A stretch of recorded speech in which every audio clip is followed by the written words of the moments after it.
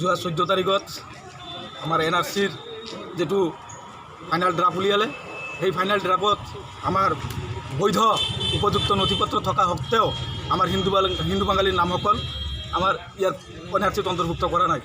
ইয়াৰ প্ৰতিবাদত আমি আজি এই অৱস্থান ধৰ্মঘট কাৰ্যসূচী লৈছোঁ।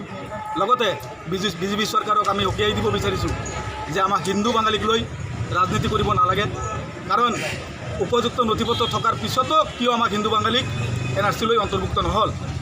আজি অমিত শ্বাহ ডাঙৰীয়া অসমলৈ আহিছে, অহাৰ পিছত তেখেতে ক'লে কেব আনিব। আমাৰ বৈধ নথিপত্ৰ থকাৰ পিছত কেবৰ লগত আমাৰ কি সম্পৰ্ক আছে? বৈধ নথিপত্ৰ আছে, সিহঁতক NSKত গৈ NSKত উপযুক্ত বিষয় নিযুক্তি দি হ'লেও আমাৰ NSKৰ মাধ্যমত আমাৰ হিন্দু বাঙালীৰ সমস্যাবিলাক সমাধান কৰক, এইটো আমাৰ দাবী। আপোনালোকক কি বাদ পৰিলে? আপোনালোক যিহেতু হিন্দু বঙালী, এইটো আমাৰ লগত ৰাজনীতি। অকল আমি হিন্দু বেংগলী হিচাপত আমি ভাবিছোঁ যে আমাৰ লগত ৰাজনীতি কৰি ৰাজনীতিৰ বলিৰ কথা আমি হৈছোঁ আজিৰ দিনত। এইটো ক্লিয়াৰ, আমাক ৰাজনীতিভাৱে আমাক হত্যা কৰা হৈছে আজিৰ ডেটত। অসমত কিমান সংখ্যক আছে বঙালী জনগোষ্ঠী? বঙালী জনগোষ্ঠী আমাৰ প্ৰায় 80 লাখ বেংগলী আছে, হিন্দু বেংগলী। তাৰে মাজতে আজিৰ আমি অনুমানিক প্ৰায় 10-11 লাখ মানুহ আমাৰ হিন্দু বেংগলী আজি বৈধ নথিপত্ৰ থকাৰ পিছতো নাম অহা নাই। যিটো বঙালী জনগোষ্ঠী ক'লে হিন্দী বেংগলী কোৱা যায়, কিন্তু চৰকাৰে কিয় তেনেকৈ কৰিলে আপোনাৰ NRC ক্ষেত্ৰত?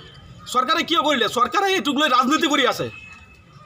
চৰকাৰে এইটোক লৈ ৰাজনীতি কৰি আছে, কিয়নো আমি এটাই কথা বুজিছোঁ, এটাই কথা জানিছোঁ, আমাক উপযুক্ত নথিপত্ৰ থকা সত্ত্বেও প্ৰতীক হাজলা ডাঙৰীয়া তেখেতে কেনেকৈ এই বৈধ নাগৰিকবিলাকৰ নাম NRCত অন্তৰ্ভুক্ত নকৰিলে। তাৰ কাৰণে আমি প্ৰতীক হাজলা ডাঙৰীয়াক আমি ধিক্কাৰ দিছোঁ, ধিক্কাৰ জনাইছোঁ। আজি এই NRCৰ নামত প্ৰায় 1600 কোটি টকা ব্যয় হৈছে আৰু হ'ব, কিন্তু সেই ইমান টকা আমাৰ ৰাজহ টকা, চৰকাৰী টকা ব্যয় হোৱাৰ পিছতো আমাৰ NRCখন আমি ত্ৰুটিমূলক পালোঁ। NRCখন আমি সঠিক বা শুদ্ধ ৰূপত আমি পোৱা নাই। তাৰ কাৰণে আমি এই প্ৰতীক হাজলা ডাঙৰীয়াক ধিক্কাৰ জনাইছোঁ। লগতে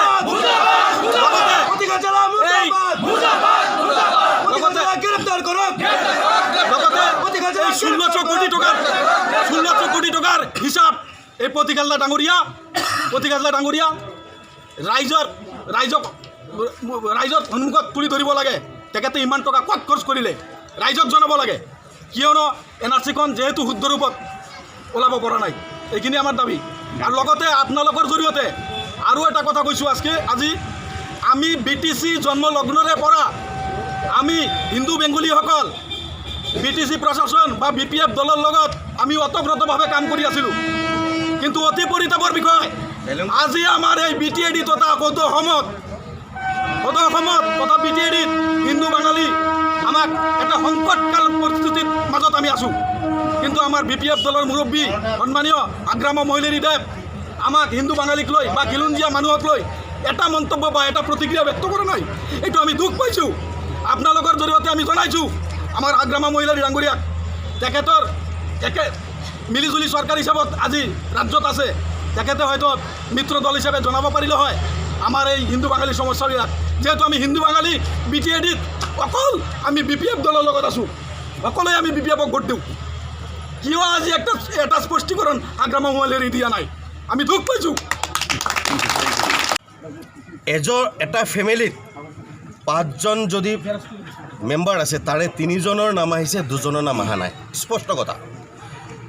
3জনৰ নাম প্ৰতীক হাজলাই ক'ৰ পৰা নথিপত্ৰ পাইছিলে, 2জনৰ নাম যে অহা নাই, সেই 2জনৰ নাম কেনেকৈ বাদ পৰিলে, সেইটো এটা আশ্চৰ্যজনক কথা। আমি সেই 2জনক এপটিকটত আমি কেলৈ যাম? এপটিকটত আমি নাযাওঁ। এপটিকটত টোটেলি আমি বাঙালী যুৱ ছাত্ৰৰণে কৰিছোঁ, আমি বৈঠক কৰিছোঁ। 3জনৰ নাম আহিছে, 2জনৰ নাম অহা নাই। 2জনৰ নাম এপটিকটত কোনে যাব? যি অবৈধ বাংলাদেশী বুলি সন্দেহ কৰা হৈছে তেওঁহে যাব।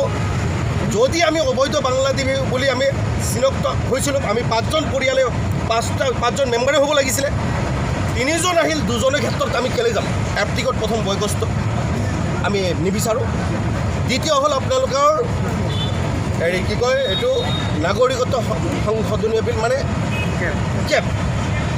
কেব কোনো বাঙালী অসমত থকা কোনো বাঙালী জাতীয় সংগঠনে বিচৰা নাই কেব লাগে বুলি। আমি অলৰেডি ভাৰতীয়, আমাক নতুনকৈ ভাৰতীয়কৰণ বিজেপিয়ে কৰিব নালাগে। স্পষ্ট কথা। কেবক আজিৰ তাৰিখত আছু কৃষক মুক্তি সংগ্ৰাম সমিতিৰ পৰা আদি কৰি অসমৰ খিলঞ্জীয় সংগঠনে আদি কৰি যিসকলে আজি বদনৰ ভূমিকা গ্ৰহণ কৰিছে, যিসকলে কেবক লৈ এটা সময়ত ৰাজনীতি কৰিছে, যিসকলে কেবক লৈ হিন্দু বাঙালীক মানে নিৰ্যাতনৰ বলি হ'বলগীয়া হৈছে, এই কাৰণে নিৰ্যাতনৰ বলি হ'ব লগা হৈছে। চাওক, অসমৰ কোনো বাঙালী সংগঠনে কোৱা নাই আমাক কেব লাগে বুলি। কেৱল মাত্ৰ বিজেপিৰ ৰাজনৈতিক মুনাফাৰ স্বাৰ্থতহে কেবৰ কথা কৈছে। প্ৰথমবাৰ যেতিয়া কেব আহিছিলে, অসমৰ যিমান জাতীয় সংগঠন আছিল প্ৰত্যেকে মাত মাতিছে, কিন্তু যেতিয়া দেখা গ'ল যে সিদিনাখন অমিত শ্বাহ যেতিয়া গুৱাহাটীত আহি পেলাই তেওঁৰ ভাষণত কৈ গ'ল CAB আহিব। CAB কোনো বাঙালী সংগঠনে বিচৰা নাই, আমি বিচৰা নাই।